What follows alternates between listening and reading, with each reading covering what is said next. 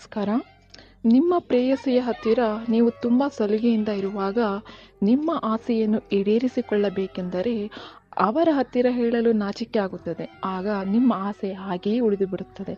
ಆದರೆ ನೀವು ಈ ತಂತ್ರವನ್ನು ಮಾಡುವ ಮೂಲಕ ಅವರನ್ನು ನೀವು ತುಂಬ ಈಸಿಯಾಗಿ ಸಂಭೋಗ ವಶೀಕರಣ ಮಾಡಬಹುದು.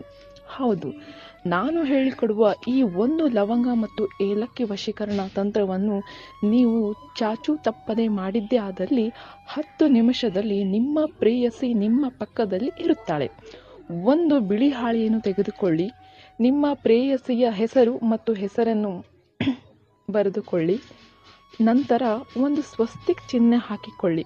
ಬಿಳಿ ಹಾಳೆಯನ್ನು ನಿಮ್ಮ ಮುಂದಿಟ್ಟುಕೊಂಡು ನಾನು ಹೇಳಿಕೊಡುವ ಮಂತ್ರವನ್ನು 101 ಬಾರಿ ಪಠನೆ ಮಾಡಿ. ಓಂ ಯಕ್ಷಿಣಿ ದೇಹಿ ದೇಹಿ ವಶಂ ಸ್ವಾಹ.